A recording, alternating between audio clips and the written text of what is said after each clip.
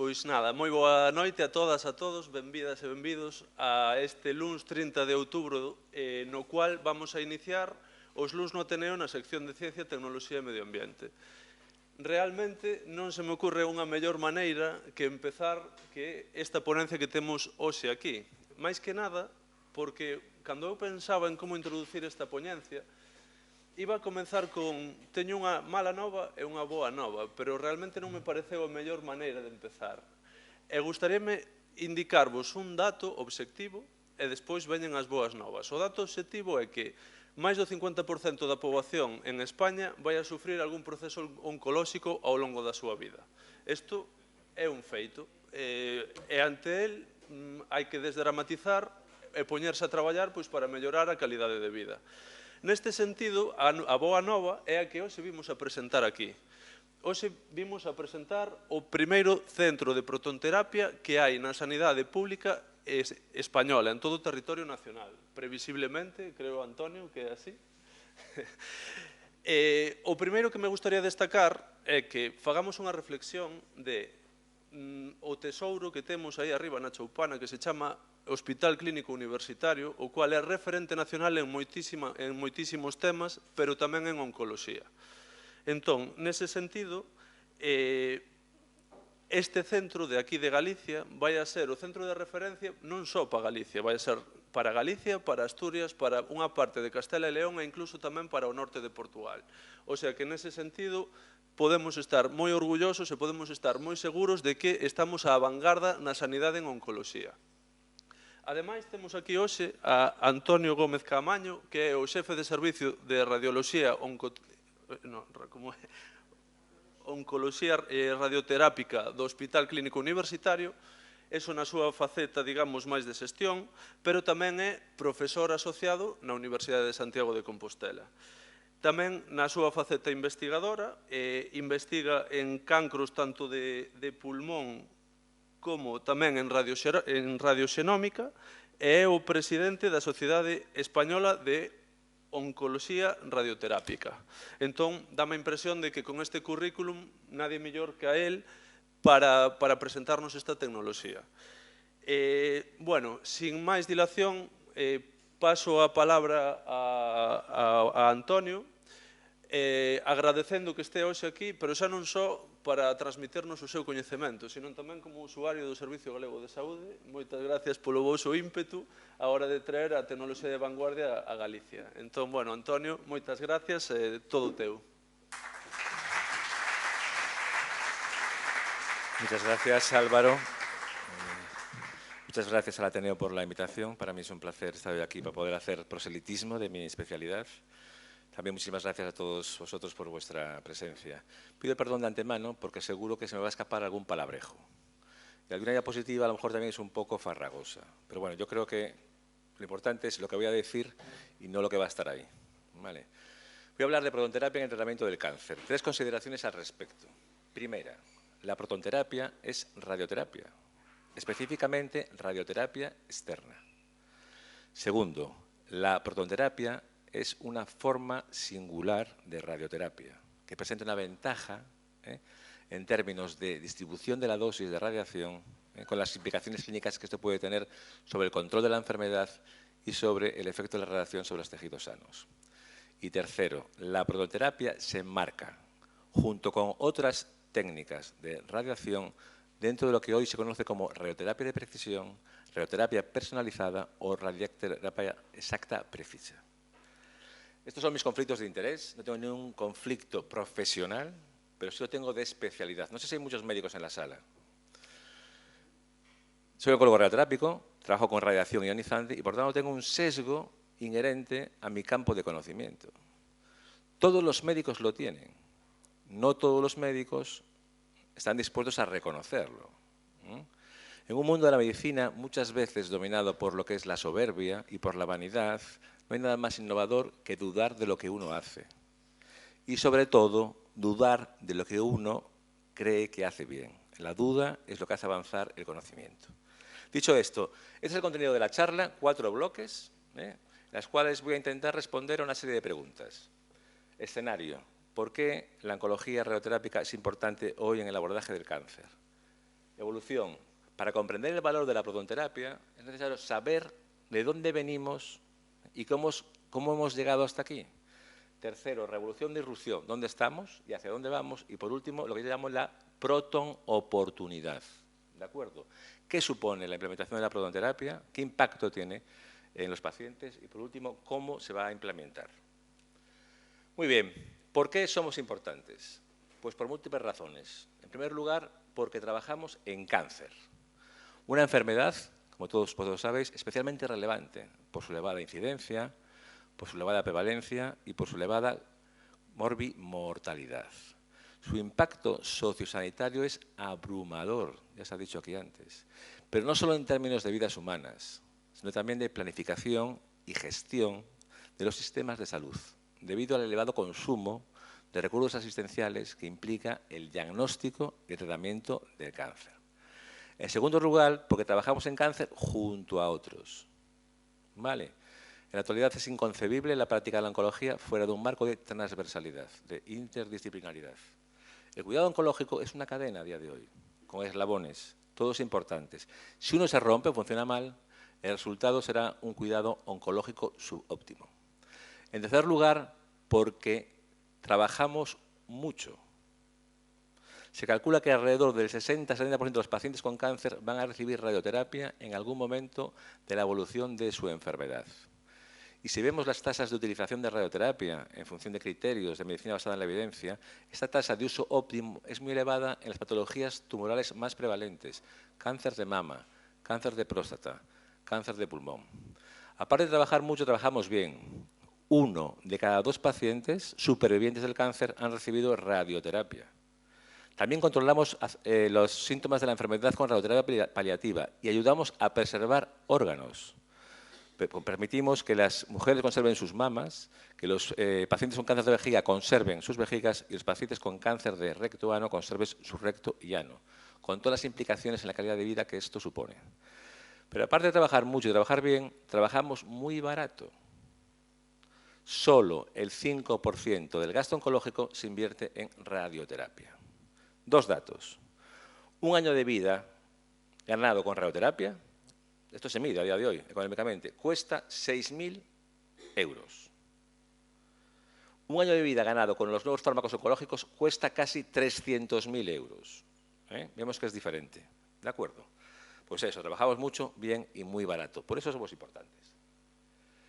Y esto que digo yo, que tengo el sesgo de mi especialidad, lo ha reconocido este individuo, que ha hecho una donación de más de 600 millones de euros para cambiar todo el parque de aceleradores del país e implementar 10 centros de protonterapia en la sanidad pública.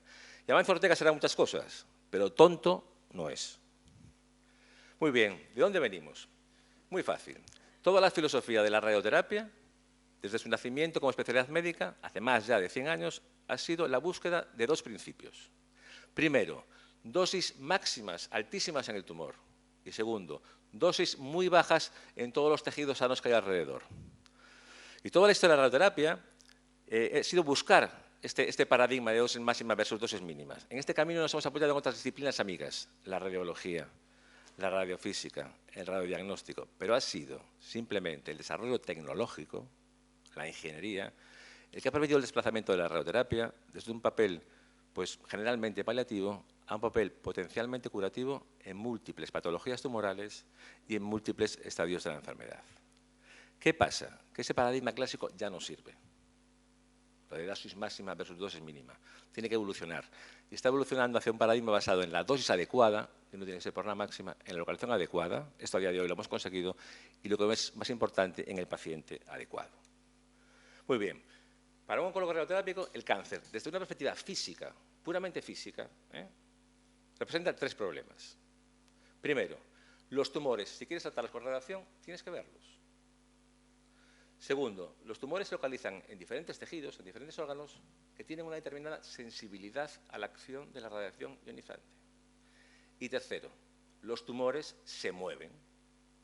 Un cáncer de pulmón se mueve con la respiración, un cáncer de hígado se mueve con el movimiento del diafragma y un cáncer de próstata también se mueve con el lleno y vaciado de la vejiga y el recto. Estos 3 problemas podemos resumirlos en 4 preguntas. ¿Cómo localizo el tumor? cómo controlo su movimiento, cómo lo elimino y cómo protejo los tejidos sanos. Pues bien, las respuestas de la radioterapia moderna a los problemas de... Ay, perdón. Ay, que se me va. A ver. Es que tiene que hacer así y me va a saltar. Ahí está. Las respuestas de la oncología radioterápica moderna a esos problemas de localización, sincronización, protección y eliminación los podemos resumir, por un lado, en la integración de las nuevas técnicas de imagen muy avanzada, imagen metabólica, imagen funcional, dentro de los sistemas de planificación y administración de radioterapia. Y por el otro, con la implementación en la práctica clínica diaria de técnicas de radioterapia muy avanzada, radioterapia high-tech, braquiterapia de alta tasa de dosis, SBRT, os enseñaré después alguna, protonterapia, ¿vale? Todas técnicas que lo que permiten es conformar de la manera más exacta posible la dosis de radiación al volumen del tumor. Sin embargo, la solución de todos estos problemas físicos, que son puramente físicos, no tiene sentido si paralelamente no resolvemos la cuestión fundamental. ¿Y cuál es la cuestión fundamental? Pues se resume en una pregunta. ¿Es este paciente y este tumor sensible o resistente a la radiación? ¿Y puedo yo modificar eso? Es necesario tener en cuenta que el fracaso de un tratamiento con radioterapia no puede deberse exclusivamente a la pérdida geográfica del tumor, a apuntar mal, o a que haya radiado excesivamente el tejido sano. A lo mejor está relacionado con la administración de una terapia biológicamente ineficiente. De manera que por mucho que tú desarrolles un tratamiento ineficiente, nunca lo vas a convertir en eficiente, sino simplemente un tratamiento ineficiente, muy sofisticado y muy caro. Muy bien. Por tanto, si bien todo este despliegue tecnológico que nos rodea representa un gran avance que va a optimizar nuestros tratamientos, la realidad es muy simple. La llave que nos va a permitir abrir la puerta a un conocimiento definitivo acerca de la eficacia y de la toxicidad de la radioterapia está en las manos de la genética y la biología molecular. Y es en este campo donde debemos movernos para desarrollar los principios de la oncología radioterápica del siglo XXI. Al final, todo se trata de esto. Medicina de precisión, pues radioterapia de precisión, radioterapia personalizada. Si yo identifico a priori los pacientes o los tumores que van a responder o no, voy a optimizar al máximo mi indicación de tratamiento. ¿Qué necesitamos para ello? Dos cosas. Primero, reconocer e identificar que todos los tumores son diferentes. Entre pacientes, incluso dentro de un mismo paciente. Y todo ese conocimiento, integrarlo en la toma de decisiones a base de biomarcadores guiados por lo que es la radiación. Muy bien, esto parece complicado, pero es muy sencillo. Es porque hace falta lo físico, la precisión física, y porque hace falta la precisión biológica. Ahí tenéis dos figuras que tienen dos curvas. ¿Vale? Yo cuando hago innovación física, lo que hago es desplazar la probabilidad de toxicidad de los tejidos sanos hacia la derecha. Pero no modifico la otra, la probabilidad de control tumoral. Bueno, tengo menos toxicidad, pero no tengo un tratamiento más efectivo. Si yo añado la innovación biológica, lo que estoy haciendo es desplazar la curva de probabilidad de control tumoral hacia la izquierda, con lo cual estoy aumentando al máximo el índice terapéutico de mi tratamiento. Necesitamos precisión física y necesitamos precisión biológica. Muy bien, ¿dónde estamos? Bueno, estamos en un escenario en el cual dos técnicas de radiación, la radiocirugía y la radioterapia ablativa extracraneal, te permiten tratar volúmenes tumorales muy pequeñitos con unas tasas de control local por encima del 90% y unas tasas de toxicidad mínimas. La filosofía de estas dos técnicas es la misma, dosis altísimas de radiación sobre volúmenes tumorales muy pequeñitos, con muchísima dosis en el tumor y poquísima dosis alrededor. Esto está disponible hoy, aquí al lado. Esta alta tecnología no solamente nos permite hacer esos tratamientos más seguros, ¿no?, sino también te permite innovar. Generalmente la radioterapia se ha utilizado para el tratamiento de la enfermedad local o la enfermedad locorregional. Los tratamientos sistémicos, como la quimioterapia, se utilizaba para la enfermedad metastásica. Pues bien, esto ha cambiado. Y ahora la radioterapia se utiliza para ayudar a la quimioterapia en el paciente con múltiples metástasis. Y tiene una gran interacción biológica con un tratamiento que está muy de moda ahora, que es la inmunoterapia. ¿De acuerdo? Muy importante. Va más allá de la oncología. Fibrilación auricular paroxística. Se está empezando a hacer radioablación, con unos resultados realmente prometedores, o sea, patologías benignas. Radioterapia intraoperatoria, que es administrar radiación en el medio de una cirugía. Se han conseguido hacer aceleradores miniatura que puedes desplazar al quirófano para, en el caso que haga falta, pues a dar una escalada de dosis a un paciente con un riesgo de un margen quirúrgico positivo, poder hacerla. También disponible aquí al lado. Esto, radioterapia adaptada a la biología. Esta máquina que veis ahí, que está pensando en tratar pacientes, esta no la tenemos, son las como son. Es un acelerador para hacer radioterapia que tiene encima un TAC dinámico y encima un PET. Pues con toda la información que te suministra, te permite cambiar el tratamiento todos los días. O sea, si el tumor disminuye de tamaño, le puedes ajustar el tratamiento diariamente, de una manera totalmente automatizada. Es lo que se llama radioterapia tratativa online, de verdad. Generalmente tú, cuando planificas un tratamiento con radioterapia, ese tratamiento es el que se le da al paciente todos los días de tratamiento, del primero al último. Esto no, esto es cambiar el tratamiento todos los días, automatizado. Y llegamos a la protonterapia, ¿vale? Que, como os he dicho antes, es una forma singular, muy elegante de hacer radioterapia, pero es radioterapia externa. La diferencia que tiene es la partícula que se utiliza, que es lo que voy a intentar explicaros. ¿Qué es un protón? Pues ahí lo tenéis. Un protón es una partícula con carga eléctrica positiva que está en el núcleo del átomo y que es lo que determina el número atómico de la tabla periódica que hemos estudiado todos en el colegio. Pues estos son los protones, los que dicen eso. ¿Vale? ¿Dónde está la magia del protón? Esto es complicado, a mí me costó también al principio. Entonces lo voy a intentar hacer para que se dé. ¿Dónde está la magia del protón? La magia del protón está aquí. Fijaros, aquí tenemos la dosis de radiación, del 0 al 100%. Y aquí tenemos la penetración en el cuerpo. Estos son centímetros, esto sería la superficie, 10 centímetros por debajo, 20 centímetros, vale. Esto es lo que hacen los protones. Los protones se forman a partir del hidrógeno, pero un electrón queda agarrado positivamente. Entonces, cuando entran en el cuerpo, pierden muy poca energía. Hacen esta meseta que veis aquí. Nada que ver con fotones. Veis que pierden mucho al principio y va decayendo. ¿Vale? Y de repente, donde está el tumor, desprende toda la radiación. Es lo que se llama el pico de Bragg. ¿Vale? Y si os fijáis también en esto, desprende y se desaparece. No es como esto, que sigue. Tú cuando radias con fotones, llegas al tumor perfectamente, pero la radiación sigue después. Con esto no, se para ahí, desaparece. ¿De acuerdo? Esta es la gran ventaja, la magia que tienen los protones. Esa cualidad de poder depositarlos directamente en lo que es el tumor. Y aquí es lo mismo añadiendo electrones, que también se utilizan en radioterapia, y iones de carbono que no se utilizan porque es algo muy complejo y muy complicado. ¿Vale?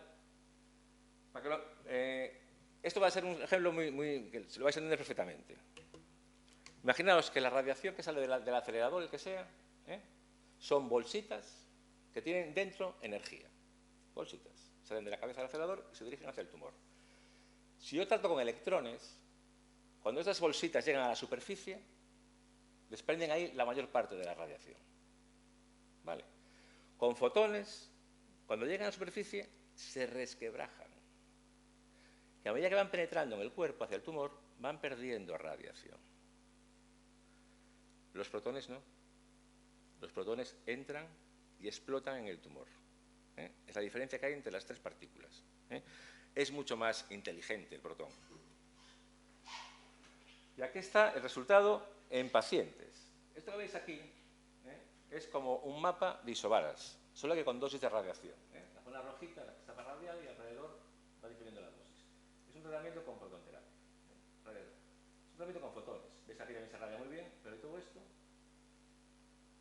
esta radiación sobra. ¿No?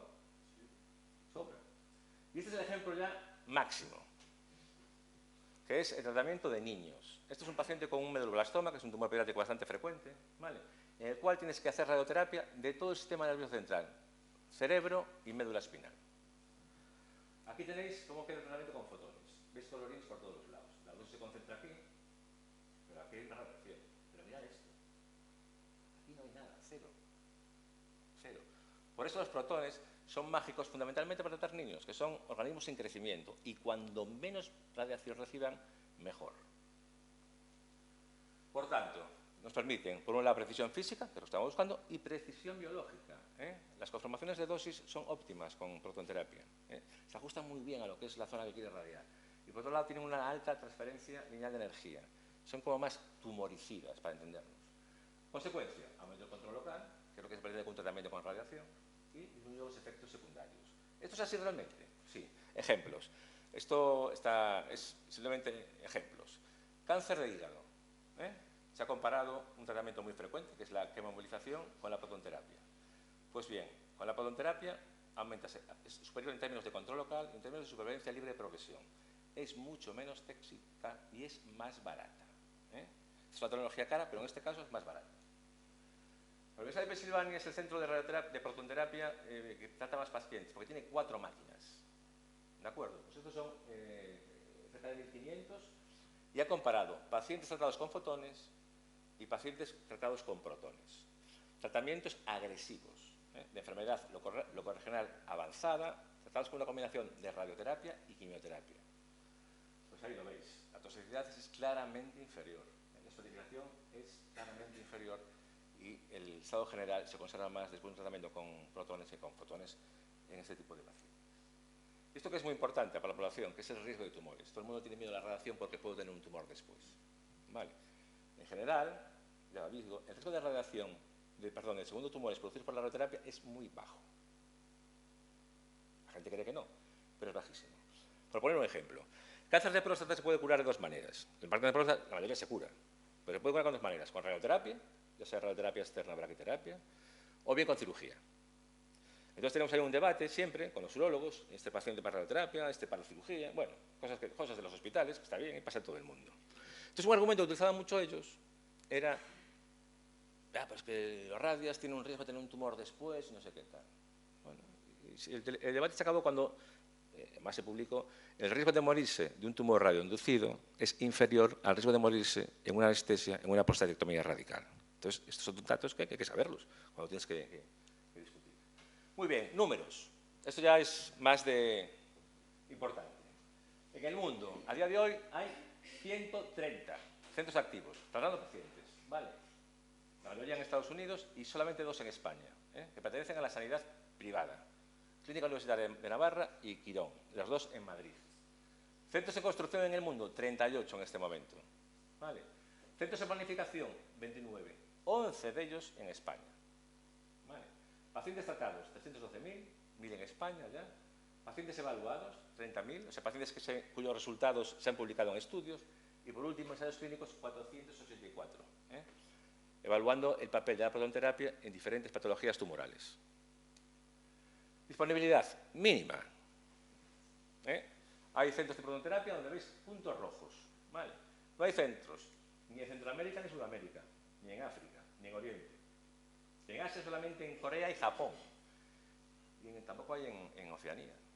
O sea, la disponibilidad es mínima. Hay poquísimos centros, comparado con los centros que hay de radioterapia externa. Aquí tenéis una gráfica que nos dice que, bien, la disponibilidad es mínima, pero está aumentando. Tanto el número de pacientes tratados por año, que es lo de rojo, como el número de centros. Va creciendo de manera exponencial. Esto seguirá creciendo de manera exponencial. ¿Por qué? Por los requerimientos logísticos para tener protonterapia. Hace años, para hacer protonterapia, necesitabas un campo de fútbol. Un centro del tamaño de un campo de fútbol. Yo estuve en Sudáfrica. Los sudafricanos, en los 60, querían tener la bomba atómica. Empezaron a desarrollarla tal. Al final, todo lo que había tal quedó para hacer protonterapia. Y era como un campo de fútbol. ¿Vale? A día de hoy, puedes tener un edificio, más o menos 3.000, 4.000, 5.000 metros cuadrados, para alojar un centro así. Pero unos años se va a poder meter en un búnker de radioterapia convencional, los que tenemos en el hospital. Están haciéndose más pequeñitos. Y lo más importante, mucho más baratos. A día de hoy una máquina de protonterapia no baja de 25 millones de euros. ¿Vale? En pocos años bajará a 10 y después a 5. Y habrá máquinas de protonterapia como hay ahora máquinas de radioterapia externa. Impacto sociosanitario, brutal. Por 3 razones que tenéis ahí. Primero, es una oportunidad única para innovar en tratamientos oncológicos y para liderar en salud. El impacto asistencial es grandísimo, porque cubre 2 necesidades no cubiertas en oncología. Pacientes con tumores difíciles, que están localizados en estructuras críticas, muy próximos, y después una población singular como es el paciente pediátrico. Y en tercer lugar, es una excelente plataforma de investigación translacional transversal, tratamientos disruptivos oncológicos y generación de mucho conocimiento relacionado con la física de la radiación. Barreras. Esto me gusta, este tema. Problemas para implementar la protonterapia. Necesidad de dinero, muchísimo, muchísimo. Hacen falta muchísimas otras inversiones. Necesidad de tiempo y necesidad de evidencia. Dinero, para que nos pongamos en el escenario. Una máquina, os dije, costaba aproximadamente 25 millones de euros. Vale.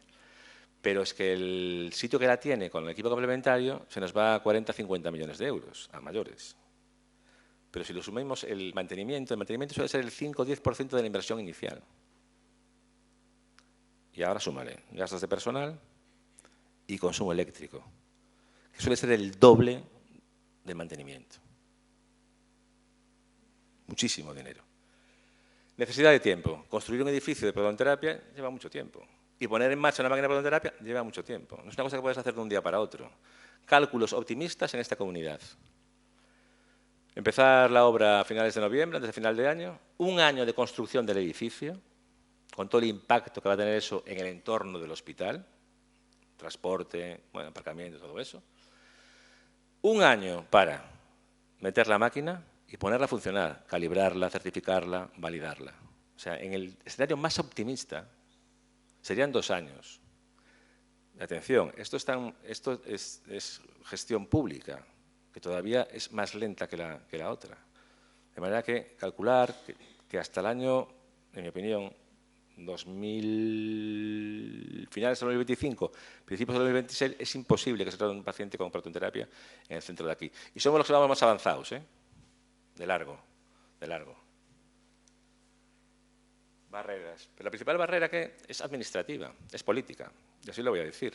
Durante muchísimos años la radioterapia ha sido la cenicienta del cuidado oncológico. Sobrecarga asistencial, listas de espera brutales, ausencia de renovación. Esto ha cambiado gracias a la donación de la Fundación Amancio Ortega, el plan INVEAT, los dineros de Europa que han venido por el COVID, que ha permitido renovar todo, como quien dice. Pero a mí cuando me lo dicen, digo, mira, pues me parece muy bien, o sea, esto está fenomenal, pero esto ha sido inversiones a golpe de pedal. Ha hecho falta que haya un filántropo y un virus. Si no, no lo tendríamos. Es así. Un filántropo y un virus. De manera que la solución definitiva a este problema de obsolescencia tecnológica es planificar a corto, medio y largo plazo. Y que los políticos se comprometan a cumplir con esas planificaciones. Si no, en unos años volveremos a tener el problema que hemos tenido hace 10 años con la radioterapia en España, ¿no? Obsolescencia tecnológica, listas de espera. Muy bien, aspectos prácticos. Vamos a ver, el objetivo es la pera, ¿no? Es implementar 10 centros de protonterapia en España. Para que os hagáis una idea, cuando se implemente todo, vamos a tener el doble de centros de protonterapia que Alemania. Pero que vamos a tener más que el Reino Unido, Holanda, Bélgica, Francia, Italia y Suiza juntos. O sea, hay que dimensionar bien esto, ¿vale? Entonces, esto o se hace bien o es una auténtica cagada, con perdón por la expresión, ¿vale? Entonces, la Sociedad Española de Oncología Radioterápica y la Sociedad Española de Física Médica, pues dijimos, bueno, hay que hacer una comisión mixta para, por lo menos, 2 cosas. dar unas directrices, recomendaciones, basadas en la evidencia, de cómo implementar esto de la manera más racional posible. ¿Vale? Esta comisión es totalmente independiente, ¿eh? No depende ni de la industria tecnológica, ni depende de políticos, ni de administraciones sanitarias, ni centrales ni autonómicas. Y lo que hizo fue un documento sencillísimo de 17 páginas de lo que se cree que debe hacerse para implementar la protonterapia. ¿Vale? Y afecta a estas cuestiones.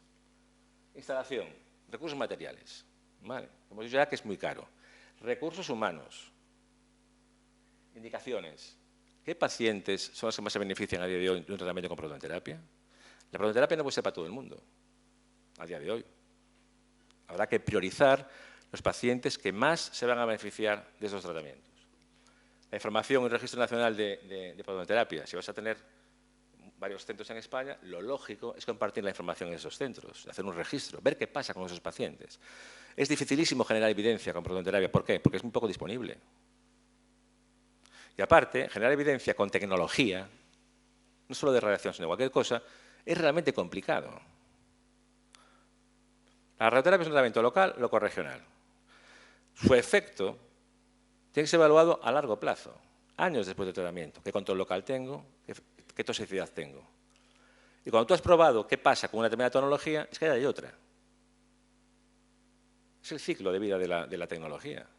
Hay otra. No puedes evaluar tecnología sanitaria como evalúas fármacos. Es muy sencillo. Fármaco A, fármaco B. Ensayo randomizado, población de pacientes, un ganador. Y ya está. Eso lo sabes. Pero con la radioterapia no pasa eso. Es difícil evaluar. Nunca se ha comparado el bisturí de siempre, antiguo, con el eléctrico. ¿Se ha comparado alguna vez? No. Pero todos estamos convencidos de que es mejor el bisturí eléctrico. Pues esto es lo mismo. Y por último, investigación, es algo básico. Bien, ¿dónde tiene que estar un centro de protonterapia?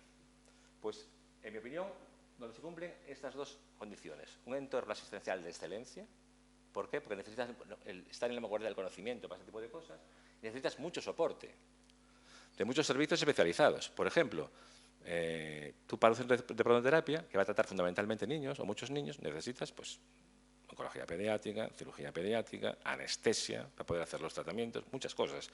Unos servicios de imagen realmente punteros. Y después, un entorno académico y de investigación, pero por razones obvias, no por otra cosa.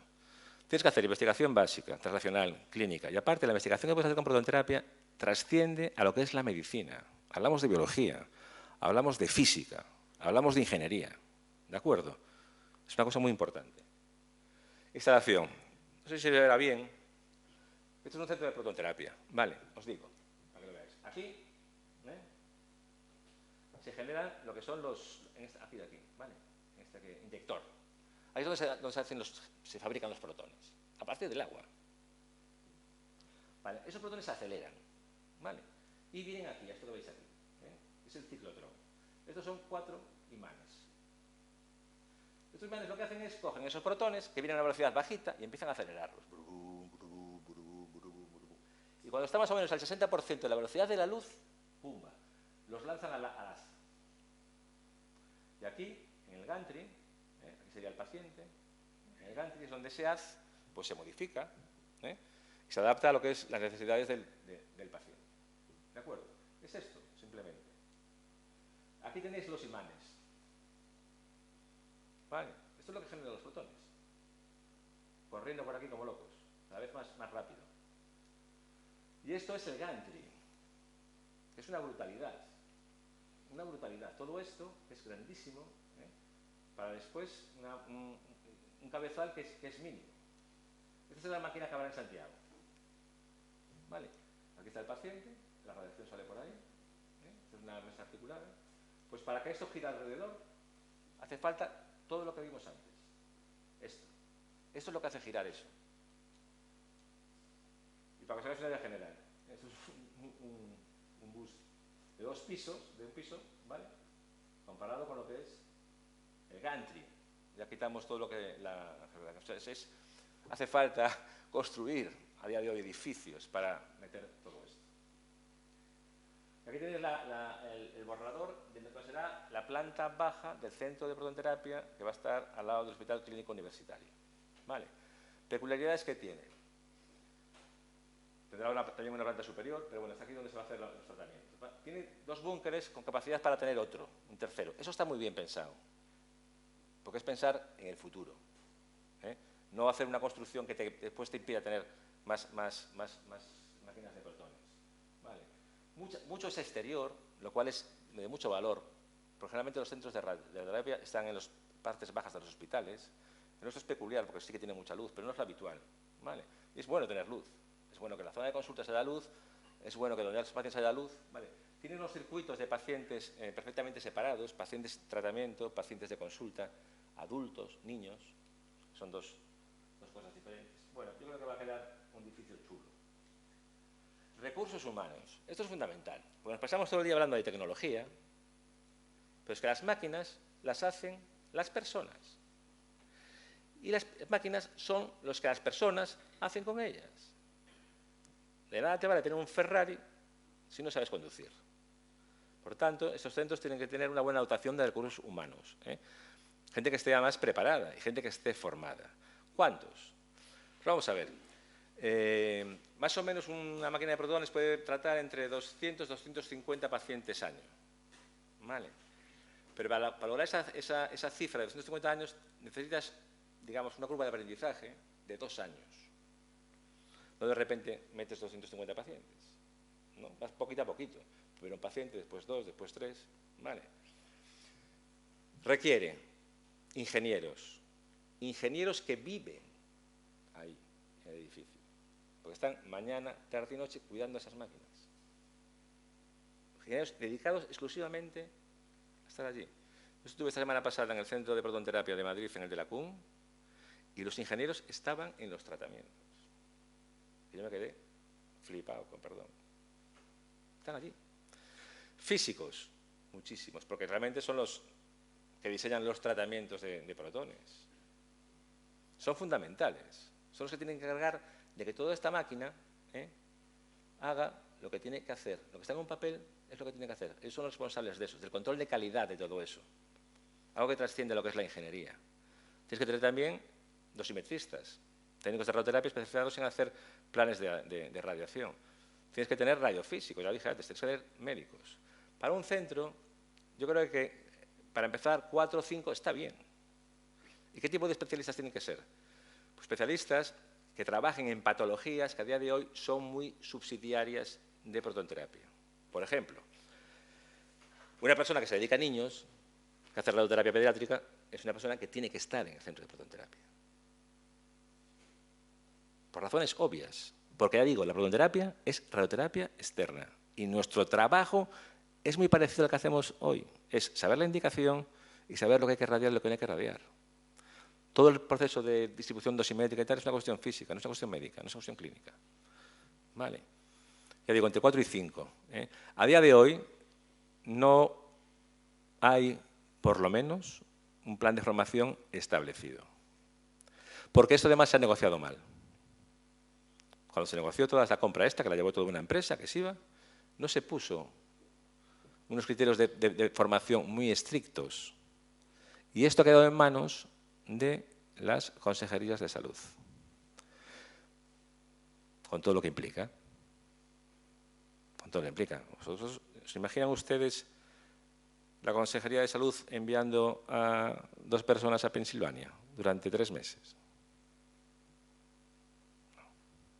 El problema de la formación, bueno, no sé qué pasará en el futuro, se resolverá otra vez a través de iniciativas privadas. Ya sea la Fundación Amancio Ortega, ya sea la Fundación CRIS. Es así. Es así. Formación, ya he hablado, es básica. O sea, tienes que tener a gente muy bien formada para esto. Muy bien formada. Si no, exige ser muy meticuloso, exige estar todos los tratamientos allí. Eso no lo hacemos ahora. A los pacientes no hace falta, porque lo que hay que hacer ya lo hacen los técnicos de radioterapia. Pero en estos casos exige eso. El paciente tiene que estar exactamente colocado a como estuvo cuando se le hizo la prueba de imagen para planificar el tratamiento. O sea, ni un gramo más de grasa, ni un gramo menos. ¿Por qué? Porque todo depende de eso, de las distancias. Tú lo que haces al final con los protones es acelerarlos para que a una determinada distancia pues lleven a toda la radiación. Si yo veo que el contorno un día es por aquí y otro día por aquí, eso va a ser un desastre. Indicaciones. ¿Dónde se utiliza a día de hoy la protonterapia? Los primeros en hacer esto fueron los americanos, la Sociedad Americana de Oncología Terápica. La medicina norteamericana no es como la nuestra, allí es privada, hay un componente economicista brutal, ¿vale? O sea, si yo puedo tratar a un paciente con fotones y con protones, si tengo que tratar con protones porque voy a ganar más dinero, esto es así. Si puedo hacer el tratamiento en 20 días en vez de en 10, también lo voy a hacer en 20 días porque voy a cobrar por cada día que el paciente viene al tratamiento. Entonces, las indicaciones reconocidas, en las cuales no hay alternativa terapéutica mejor, son tumores pediátricos, melanomas uveales, que son melanomas que se forman aquí en el ojo. Nosotros a día de hoy los tratamos con el servicio de oftalmología con braquiterapia ocular. Se tratan en muy pocos centros en España los melanomas uveales. Los cordomas y condrosarcomas, que son tumores que se forman aquí en la base del cráneo, y por tanto que están pegados a estructuras muy críticas, en los cuales tienes que proteger muchísimo. Carcinoma de hígado. Los sarcomas retroperitoneales son tumores realmente muy grandes que se forman ahí en el abdomen, ¿de acuerdo? Están pegados a todo lo que hay que irradiar, intestino, médula, de todo. Y por último, pacientes reirradiados. Esta población de pacientes reirradiados está aumentando a un ritmo vertiginoso. ¿Por qué? Porque los pacientes con cáncer se siguen muriendo algunos, pero viven mucho más. Con lo cual, tienen también mucho más tiempo para desarrollar recurrencias de su enfermedad. Vale, entonces, el cuadro de la radiación es un cuadro que está muy limitado por la dosis que he tratado antes de radioterapia. Por tanto, la protonterapia es una manera excelente de volver a poder tratar de manera radical, agresiva a estos pacientes. Y estas son las otras, las que evidencian desarrollo. Vale, todavía hay que demostrar que en estas localizaciones anatómicas, pues la protonterapia aporta algo más que lo que son la dieta convencional. Aquí tenéis todos los tumores. Ya hay evidencia, esto es del año 2018, en cáncer de cabeza y cuello ya hay evidencia. O sea, la protonterapia, fenomenal. ¿Por qué? Porque en cáncer de cabeza y cuello hay que irradiar grandes volúmenes tumorales, porque tienes el tumor en un sitio, donde sea, en la laringe, en la rinofaringe, pero tienes que irradiar todas las cadenas ganglionares.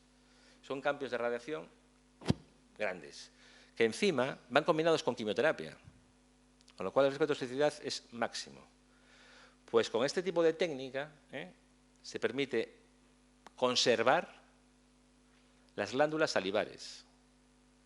¿Y por qué es importante esto? Porque el mayor problema que tienen los pacientes que tienen cáncer de cabeza y cuello y se curan es que tienen la boca seca. Y esto te permite tener la boca húmeda, como tenemos todos. Cáncer de bueno, todas las localizaciones más o menos están en estudios que dirán o no el valor real de la protonterapia. ¿Vale?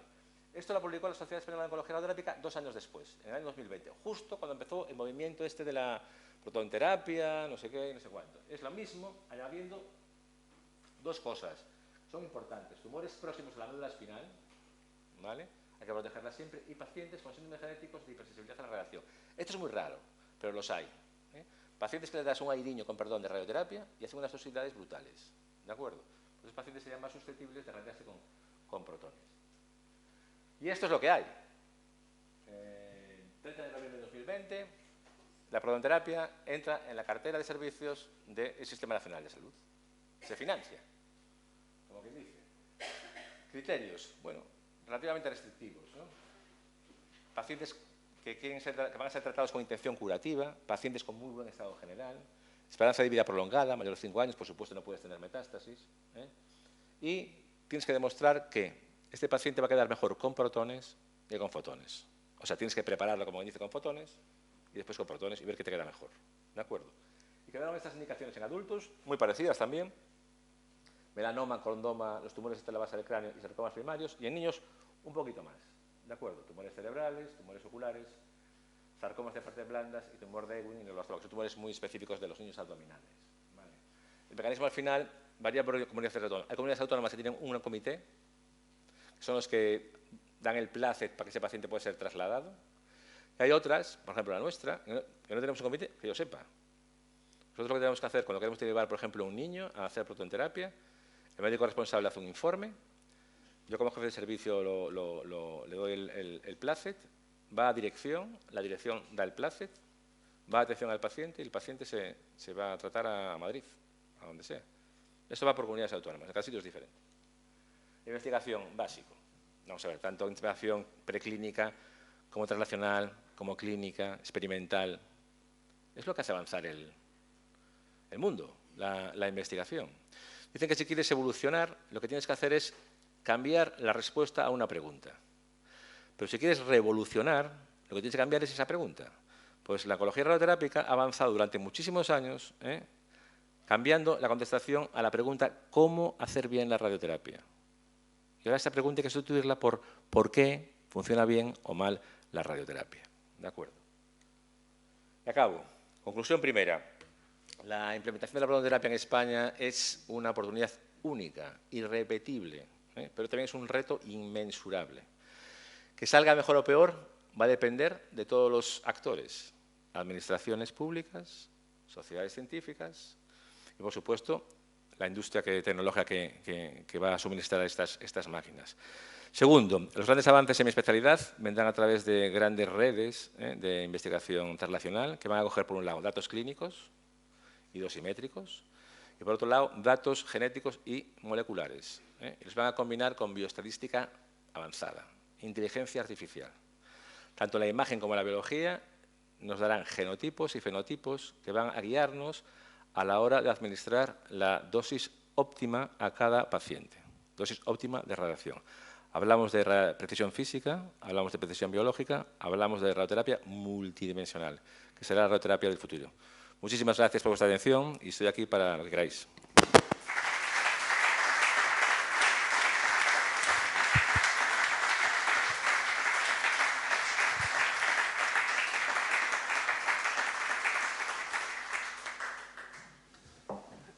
Antonio, moitas grazas pola Para túa vosotros. intervención. Foi unha maravilla. Sí. Sinceramente, para perfis técnicos como é o meu caso, pois aprender da parte clínica, pois fai que se complemente moi ben digamos, a sabiduría, o coñecemento neste caso. Estou seguro de que todos estades ca cabeza chea de preguntas, porque isto é algo que somos todos potenciais usuarios do mesmo.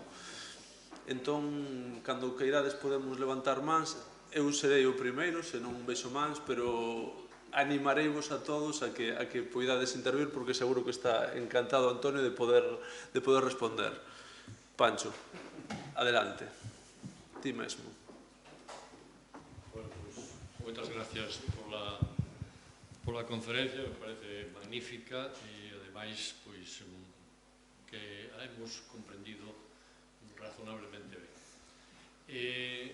Eu quixera plantexar unha reflexión, máis que nada, non? Evidentemente, en cada un dos campos do conhecimento e do clínico, por suposto, que todos estaríamos encantados con contar con as últimas avances tecnolóxicos, que son evidentemente imparables, pero, claro, a primeira reflexión é dicir, pasamos de 0 a 11 centros de prontoterapia a nivel do Sistema Nacional de Salud español e superamos xa a Inglaterra, a Alemania e tal, todos estos. Bueno, eso é maravilloso a hora do tema específico, desa especialidade, dentro do punto de vista global vai a requerir unha detracción de recursos, se as casos. Ademais, pois, efectivamente, sempre poño de manifesto que hai unha limitación de recursos, lóxicamente, susceptibles de usos alternativos, esa definición de Lionel Robbins da economía, non? En todo caso, claro, a tenor da situación do Sistema Nacional de Saúde español, do nivel de gasto, do nivel de investimento, claro, aparecer con 11 centros de prontoterapia, eu teño dúbidas de que seña razonable. E en este contexto, claro, a miña pregunta sería si en este sentido pode ser asumible por parte do Sistema Nacional de Saúde español estes 11 centros de prontoterapia neste período de tempo tan breve, que requiren recursos tan altamente especializados tan altamente cualificados e, por tanto, que non son, de alguma maneira, baladís os recursos que hai que asignar aos mesmos. Gracias. Sí, bueno, o sea, es una observación muy pertinente, porque yo pienso algo parecido, o pensé algo parecido. ¿Qué pasa? Que estos 11 centros, 10 centros en este caso, no van a aparecer de un día a otro. Se va a ser de manera escalonada. O sea, no, dentro de 4 años van a tener todos los centros que hay, Canarias, Valencia, Barcelona. No, es más, yo creo incluso que va a haber algunas ciudades que se van a quedar sin protonterapia, porque no confío nada en la gestión de su sanidad. Así lo digo, y no me acuerdo nada. O sea, yo creo que algunos se quedarán en el camino, ¿no? Precisamente por eso.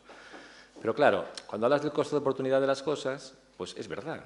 Pero piensa en una cosa, estas inversiones son carísimas, el mantenimiento es carísimo, pero si lo comparas con otras cosas, vamos a ver. Un tratamiento con protonterapia en una clínica privada a día de hoy te cuesta, creo que son 21.000 euros. Vale, 21.000 euros es 6 meses de tratamiento de muchos fármacos oncológicos que no curan. Por tanto, cuando hablamos de eso, que es verdad, que los recursos son limitados, habrá que pensar también cómo los distribuimos. No hay nada más barato, primero, que prevenir el cáncer. Es lo más barato. No se invierte nada en prevención. No se invierte nada en prevención. Y es lo más barato. Pero si no lo consigues prevenir, lo más barato es curarlo. Por tanto, detectarlo en estadios iniciales.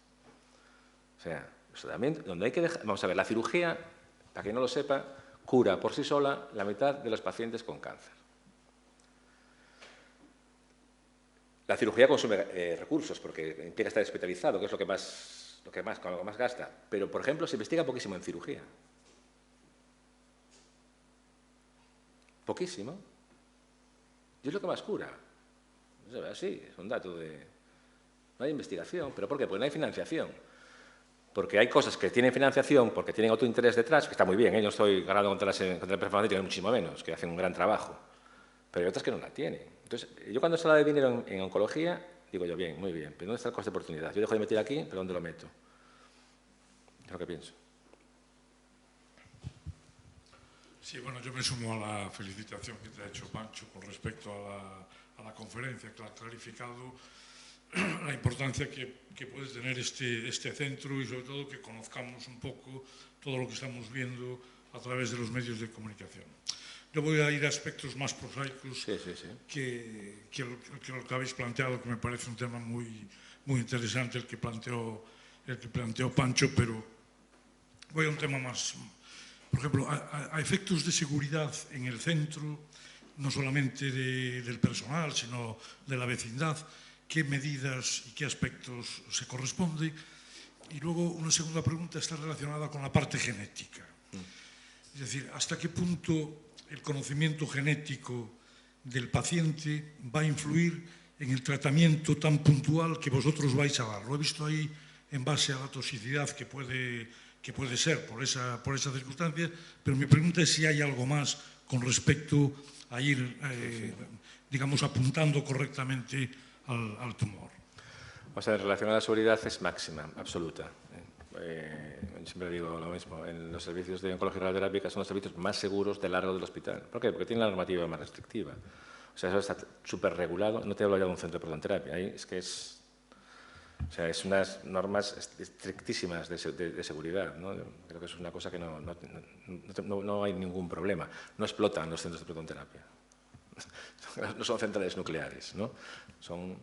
Es ingeniería que produce protones, que producen radiación y que esa radiación pues, va sobre el paciente y nada más. Y ahí se queda, ¿de acuerdo? En relación a la otra pregunta era lo de la genética. Esto es muy interesante. Mira, por ejemplo, a lo mejor poca gente lo sabe, pero aquí en Santiago, con la Fundación de Medicina Genómica de Medicina Alega, somos líderes mundiales en radiogenómica. Radiogenómica es la ciencia que estudia la variabilidad interindividual de cada individuo en respuesta a la radiación. ¿Vale? ¿De acuerdo? Entonces, sabemos ya que existen variantes genéticas en pacientes. Después tenemos muestras de pacientes, 5.000 pacientes. muestras que nos dicen que hay pacientes que tienen, por ejemplo, en cáncer de próstata, que tienen esa variante genética, ese polimorfismo, más riesgo de desarrollar toxicidad urinaria y toxicidad gastrointestinal. ¿Vale? ¿Qué te permite esto? Esto, si tú eres de los portadores de riesgo, de mucho riesgo, pues, y vas a tratarte de un cáncer de próstata, pues no te tratas con radioterapia, te tratas con cirugía. Hay también alteraciones moleculares y biológicas que hacen a pacientes o más sensibles o más resistentes a la radioterapia. ¿De acuerdo? Por ejemplo, el Carras, que es muy conocido, muy tal, ¿no? Pues pacientes que tienen esa, son pacientes que son muy resistentes a la radiación. Entonces, tú, si tienes esa información, lo que te permite, si tienes alternativas, hacer la alternativa. Si tienes, por ejemplo, un paciente muy resistente, pues puedes escalar la dosis con seguridad. Que tienes un paciente más sensible, pues tendrás que ser más cuidadoso y tal, hacerle protonterapia. Vamos a ver, todos los tumores son diferentes. Y dentro de un propio paciente no es lo mismo el tumor primario que las metástasis, también son diferentes, es muy heterogéneo. Y lo que no podemos hacer es estar tratando todos los tumores igual. Porque este era antes un tiro al pie. Esto exige dinero, exige inversión, estudiar qué pasa con los pacientes que responden muy bien. Hay pacientes que tienen respuestas espectaculares, increíbles al tratamiento, y otros no. Pues, ¿qué tienen esos pacientes que no tienen los otros que les hacen eso? Eso hay que identificarlo. No podemos estar tirando ahí a voleo. Precisión física, eso ya está. O sea, es imposible fallar a día de hoy un tratamiento de radioterapia. Es imposible. Imposible, porque tienes un montón de medidas que te aseguran que lo estás haciendo y lo estás haciendo bien. Pero lo biológico no. Entonces, hay algún paciente que por mucho que escale la dosis no voy a solucionarle nada. Y a otro, probablemente, con la mitad de la dosis, iría que chuta. ¿Pero cuáles son esos pacientes? Pues esto es lo que hay que identificar.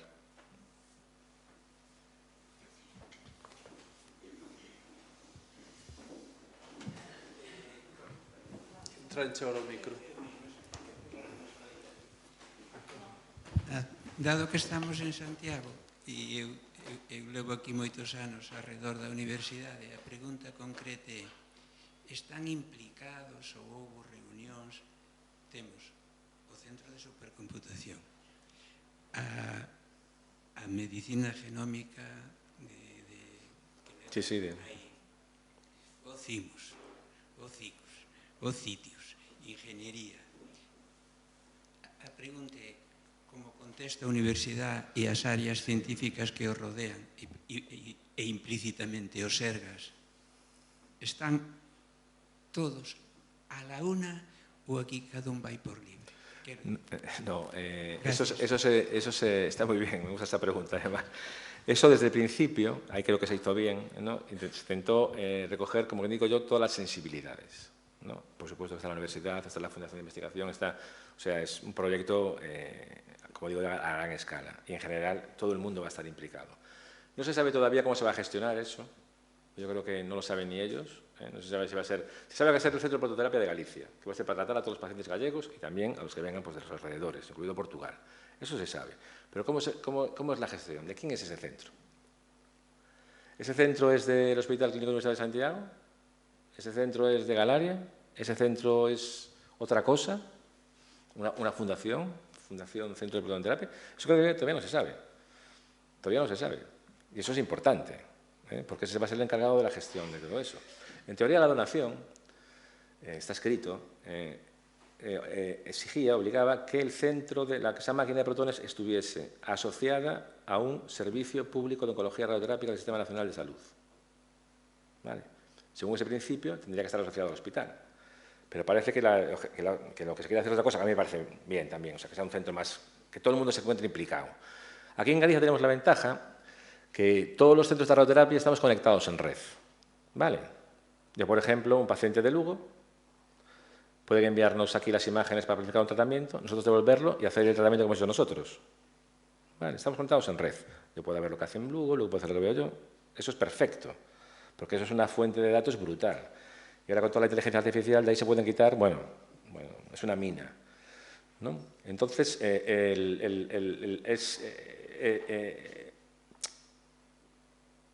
tú puedes hacer que cada centro de oncología radioterápica de Galicia esté implicado en esto. Tú, por ejemplo, puedes hacer la planificación con fotones de tu paciente, la envías, La podrás hacer también con protones. La única diferencia que va a haber es que la máquina que va a hacer el tratamiento está en Santiago. ¿Vale? Hay un modelo que a mí me gusta mucho que es el holandés. El holandés no va por todo lo que hemos visto ahora de las indicaciones, de no sé qué. El holandés es muy claro y muy sencillo. Los holandeses son muy buenos. Dicen, todo paciente que tenga una ventaja demostrable dosimétrica clara va a protones. Yo, el otro día que estuve en el centro de protonoterapia, vi una planificación de mama. No interpretarme mal, ¿eh? Las mamas con radioterapia convencional quedan muy bien. Pero es que con protones, mama izquierda, que tienes que proteger el corazón, no sé cuánto, es que al pulmón llega cero, que está justo pegado. Cero. O sea, da ganas de quitar una foto y hacer un póster, porque es cero lo que llega. O sea, pues ahora tienes miles de maneras de tratar la mama izquierda muy bien, sin tocar prácticamente el pulmón, pero esas dosimetrías es que no las ves con fotones. Es imposible verlas con fotones. Sí, dos cuestiones puntuales. Se citaron las patologías preferentes para el trato del proceso, ¿no? Pero la pregunta es, ¿cómo se determina en el supuesto, dado que los tratamientos son limitados, la prioridad de una persona sobre otra para eso? Es decir, ¿qué criterio se produce alguna reunión de especialistas para determinarlo, etcétera, etcétera? Claro, esto puede plantear problemas importantes. Y una segunda ligada a la primera.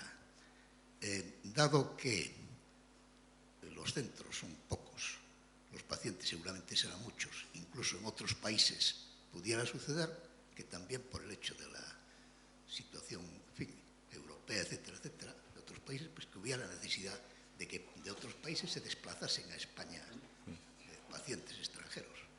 El criterio a utilizar en cada centro regional, local, comunitario, es, lógicamente, dar prioridad a los nacionales, a los propios, digo yo. La pregunta que planteo. Gracias. Vamos a ver, el problema de la equidad es algo muy importante. Y más en esta situación, en que es muy limitado el acceso y tienes que seleccionar muy bien. Pero eso es un criterio clínico. Puramente clínico. Puramente clínico. Tú lo que tienes que saber es, ¿este puede beneficiarlo más que este? Pues este va a ser el que va a entrar primero. Así de claro. En relación a los pacientes extranjeros, no creo que se vengan aquí a tratar, porque, bueno, eso a lo mejor en clínicas privadas, en Marbella, por ahí lo hacen, porque sale mucho más barato, pero no creo que eso sea el problema, ¿no? Y aparte, yo estoy convencido de que en un plazo más corto que largo se conseguirá hacer más pequeñitos toda esta tecnología y que pueda formar parte de, que acabará siendo como la radioterapia convencional. Que insisto en una cosa, la radioterapia convencional no es convencional, llamo convencional porque no es protonterapia, pero es altísima tecnología, altísima tecnología. Y hay muy pocos tratamientos que a día de hoy te requieran protonterapia. O sea, a mí salvo niños, que te va a quedar muchísimo mejor con esos volúmenes de radiación tan grandes. Hay tumores en niños que no hace falta esto tampoco, se pueden tratar perfectamente con radioterapia convencional. Y algunos irradiaciones. Claro, es que tú verás a un paciente que es superviviente de un cáncer, que tiene 8 años después, la enfermedad otra vez ahí, y que la única alternativa que tiene, porque no se puede operar, no sé qué tal, no, es para en condición de curar, es la radioterapia. Es un paciente que vale la pena a lo mejor hacerle el esfuerzo y hacerle la protonterapia. Podemos ser cualquiera de nosotros en el futuro, quiero decir yo que... Pero digo, lo que es la selección del problema de la equidad que existe es simplemente criterio clínico. Y los criterios clínicos, eso se establecen en comités, en que se va viendo todas las... cómo van tal. Vamos a ver, aquí no, bueno, ahora no tenemos el problema, pero por ejemplo en Madrid tratan a muchos pacientes de fuera. A muchísimos pacientes sudamericanos, de países árabes ricos, ¿vale? Entonces, yo hice esa pregunta la hice yo. Pero eso, a ver, ¿cómo decidís porque es limitado? Y te dicen, bueno, pues vamos priorizando, a veces queda bloqueado de un paciente en una temporada, tal, pero bueno, por ejemplo, un cáncer de próstata, un cáncer de mama, que allí tratan mama y próstata también con protones, pero porque la gente está dispuesta a pagar lo que sea, no hace falta. Pues no, esos son los últimos.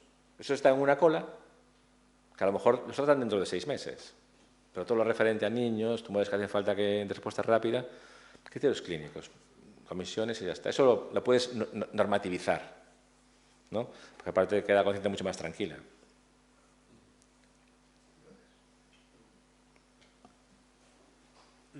¿Alguna pregunta más tenemos? ¿Alguna inquietud? Yo tengo una, Antonio. Ahora estamos prácticamente llegando a la Navidad y es hora de hacer la lista de los Reyes. Entonces, ¿qué podremos pensar a futuro después de esto, cuando tengamos ya la tecnología funcionando, curando a la gente? ¿Qué viene después? ¿Cuál es el futuro a nivel oncología radioterápica después de todo esto? Vamos a ver, el futuro para mí está en lo que hemos dicho, en conseguir la precisión biológica y a través de, por ejemplo, la expresión de panel de genes, que tú sepas la dosis que tienes que radiar. Existe ya investigación en eso, se llama GAR, es la dosis ajustada genéticamente, un panel de expresión. Y entonces ya digo, hay pacientes que con el mismo tumor, con una dosis baja le llega de sobra y otros que por mucho que des tampoco le va a llegar. Es la individualización del tratamiento, o sea, la personalización máxima. Y esto tiene que ser a través de seleccionar al paciente con factores clínicos y, por supuesto, también factores genéticos y moleculares. Pero de todas maneras, para mí el futuro, donde hay que invertir, es en prevención. Es que es así. Es que es muchísimo más barato. Nos ahorraríamos muchísimo dinero. Muchísimo dinero. Y no se invierte en prevención. No se invierte en prevención. Esto, quitaron lo del tabaco en las cajetillas, no sé qué, eso no es prevención. Prevención es ir a los colegios a explicar las consecuencias reales de malos hábitos. Explicarlas de verdad. Eso no se hace, es muy sencillo. De la misma manera que todo ciudadano debería saber hacer una reanimación cardiopulmonar, esto es lo mismo. Todo ciudadano tiene que ser consciente de que es bueno llevar una vida relativamente sana, no de sana de todo porque si no es muy aburrido. Pero la prevención es fundamental. La prevención es que es donde hay que invertir esfuerzos y en el diagnóstico precoz. Porque nos vamos a ahorrar, o sea, vamos a ver, si el cáncer es esto desde el principio al final, todo el gasto está al final. Se gasta esto al principio y al final esto. No tiene sentido. Y lo que, no puede, lo que es indecente. Porque un paciente que ya no es incurable, pues es incurable. ¿Está? Habrá que tratarlo lo mejor posible. Pero lo que es indecente es que pacientes que se pueden curar no se curen. Porque hagamos las cosas mal. Eso es lo que es realmente indecente. Una última, si me permites, última reflexión. Yo tengo 37 años. Cuando yo era más pequeño, más joven, recuerdo que tener un cáncer era prácticamente una sentencia. Pasaron años, estamos en el año 2023, afortunadamente ya no es así. Tenemos unas tasas de curación muy potentes y tenemos muchísimo margen para la esperanza. Entonces, bajo tu punto de vista como gran experto, desde el año 86 que yo nací, por ejemplo, hasta el año 23, ¿qué evolucionó más? ¿La diagnosis o el tratamiento? Hombre, es paralelo. Es paralelo. El diagnóstico ha mejorado muchísimo, todo el diagnóstico genético, molecular, es brutal, porque se ha permitido también que existan fármacos dirigidos frente a esos dianas moleculares. Eso es un avance muy importante. El desarrollo en imagen es que ni lo conocemos. O sea, lo que nos están vendiendo ahora es lo que tenían hecho hace 10 años. Esto es como los coches. O sea, tienen ahí para ir quitando, ir quitando, ir quitando, ir quitando. O sea, hay auténticas maravillas. Vamos a ver, yo creo que los médicos, o un porcentaje elevado de médicos, llegará un momento en que no pintemos nada. Lo digo en serio. Lo digo en serio. Ahora tienes ya programas de diagnóstico que te empiezan a hacer preguntas, tú vas contestando y acierta más que un médico. En Japón hicieron una prueba hace años, fue muy curioso, es un MIR. Entonces llevaron a los números unos del MIR y pusieron una máquina, ganaron la máquina. O sea, al final es meter datos, inteligencia artificial y te lo va a hacer. En imagen. Ahora tú tienes programas de imagen que te segmentan lo que sea y que aciertan más que un radiólogo. Pero es que es lógico. Las cirugías. Vamos a ver, el operar desde aquí a un paciente en Calcuta es posible. O sea, lo del desarrollo que hay en medicina es brutal. Es brutal. Es brutal. ¿Qué pasa? que bueno, la gente tiene que acabar muriéndose de algo. Pero el desarrollo es brutal. El problema es que todo es muy caro. El acceso a todo este tipo de cosas es realmente caro, por lo menos al principio, ¿no? Pero bueno, al final, bueno, es como funcionan las cosas. Pero yo en eso soy esperanzador. Vamos a ver, la supervivencia en España, en general en un país desarrollado, en general, si metemos todos los tumores, todos los pacientes, no sé qué, es más o menos del 60-65%. Está muy bien, hace nada eran 40, eran 30. Tal. Hay tumores que se curan muchísimo. El cáncer de mama, el cáncer de próstata, se cura muchísimo. El cáncer de pulmón en 5 años o en 10 años es que es una revolución. O sea, yo cuando veía un cáncer de pulmón hace 10 años, yo sabía que ese paciente iba a estar muerto en 1 año. Ahora veo a pacientes con cáncer de pulmón metastásicos al diagnóstico, que le he radiado ya 8 veces. Una metástasis hundida, o sea, 5 o 6 años de evolución, 7. Eso antes no lo veías. O sea, el problema de la oncología debe ser un momento en que los supervivientes va a ser una masa crítica tan importante que también requiere cuidados. O sea, un superviviente del cáncer también requiere cuidados, porque algunos tratamientos quedan secuelas, quedan no sé qué, es un paciente muy sensible a su enfermedad, necesita ser visto. Eso, o sea, vamos a solucionar un problema, pero vamos a crear otro. Es así. Y como decías muy bien tú, los recursos son limitados. Yo no sé dónde acabar lo de los recursos, pero es así. Pues nada más, nada menos. Antonio, queríamos obsequiarte desde Ateneo. Muchas gracias a ti por compartir con nosotros esta tarde. Muchísimas gracias a vosotros. Ha sido un placer estar aquí.